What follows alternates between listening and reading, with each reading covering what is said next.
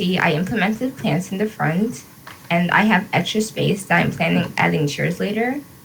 But that's the reception desk, and to the right of it is a door which brings you to the rest of the apartments. This is the central area where all the apartments are. There's an elevator which brings you up to the rest of the floors since the building consists of 5 floors. However, due to the version of Minecraft I use, the elevator doesn't work, which is why I implemented stairs, which also brings you to each floor. So, starting with the first apartment, as soon as we turn left, we'll see the living room. If you continue forward, you'll reach the dining room, which branches into the rest of the house. To the left is the kitchen, the right is the first bedroom, and straight ahead is the second bedroom. In one bedroom, the main elements are a king-sized bed, a bookshelf, an office desk with a desktop computer, a couch, and the vanity. The banner is supposed to act like a mirror, but it doesn't really matter that much for the design right now. The second bedroom, it consists of the same things, but I decided not to include the bookshelf in the second bedroom because I didn't feel like it would make sense to have that much books in one house. So other than that, the only difference is like the dimensional change and like the positioning of where the objects are. Moving on to the kitchen, I'll walk around to show you. And then in this kitchen, I've included counters, a stove, an island in the middle, and a sink. I also have an operating fridge, so if you press a button, it'll give you food. And behind the kitchen is the bathroom. And in the bathroom, I've implemented a sink and a shelf for storing like towels and all that, a toilet, and an operating shower. I had to learn how to use redstone for this, but I feel like it was worth it in the end because as soon as you press the button, it turns on, and if you press the button, it turns off also. And I also added a bath, and I put a towel next to it for decorative purposes.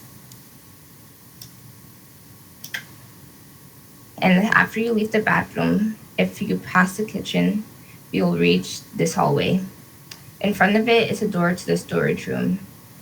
It's solely used for storage, but it could be used for whatever the tenant desires. Like if they want, they could turn it into an extra bedroom, which is the reason why I left it completely empty. If you go back to the hallway, you'll reach the balcony. I decided to go for a simple approach, so I left it mostly gray, and I added quartz in some places, like there. I also added plants, since a study showed that plants are proven to reduce stress. That's also the reason, like moving on, since all the apartments consist of the same things, I'll just straight move on to the roof. So I'll show you, so this is pretty much a shot of how you get to the roof using the stairs.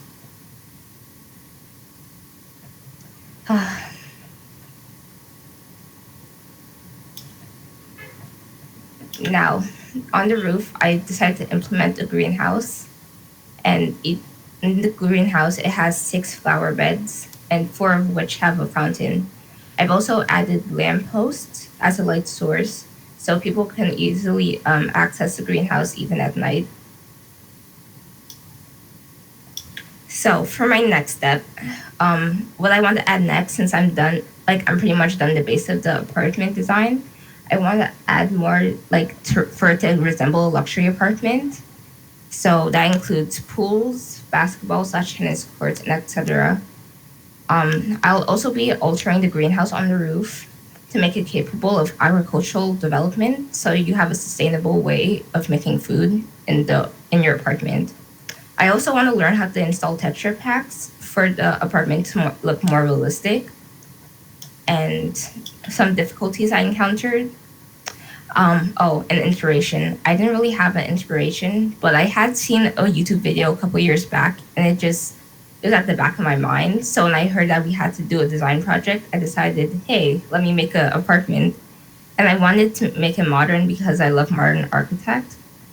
And as difficulties, since I didn't use a single reference, my ideas kept on changing.